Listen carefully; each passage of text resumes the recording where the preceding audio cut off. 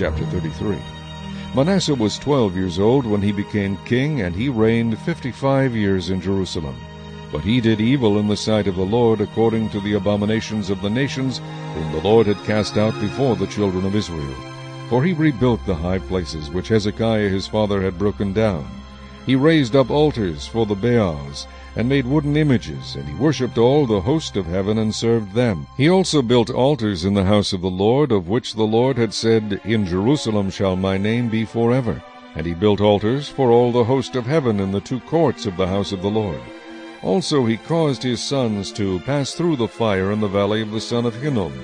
He practiced soothsaying, used witchcraft and sorcery, and consulted mediums and spiritists. He did much evil in the sight of the Lord, to provoke him to anger.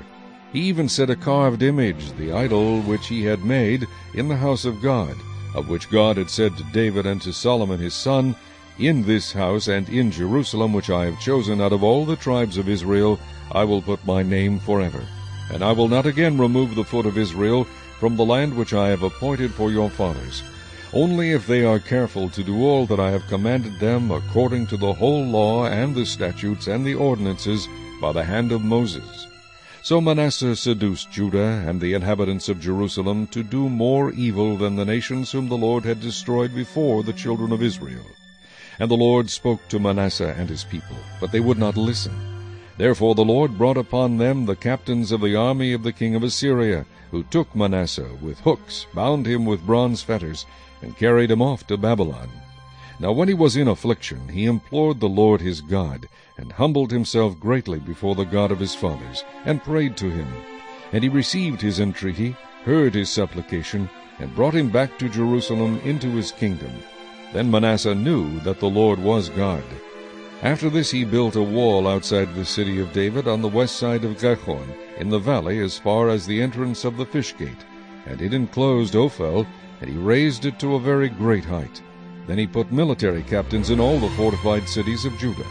He took away the foreign gods and the idols from the house of the Lord, and all the altars that he had built in the mount of the house of the Lord, and in Jerusalem, and he cast them out of the city. He also repaired the altar of the Lord, sacrificed peace offerings and thank offerings on it, and commanded Judah to serve the Lord God of Israel.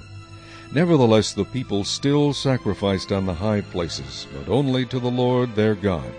Now the rest of the acts of Manasseh, his prayer to his God, and the words of the seers who spoke to him in the name of the Lord God of Israel, indeed they are written in the book of the kings of Israel.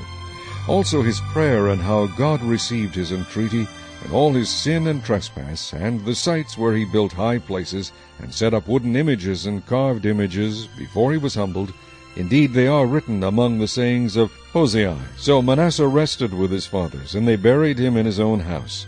Then his son Amon reigned in his place. Amon was 22 years old when he became king, and he reigned 2 years in Jerusalem. But he did evil in the sight of the Lord, as his father Manasseh had done.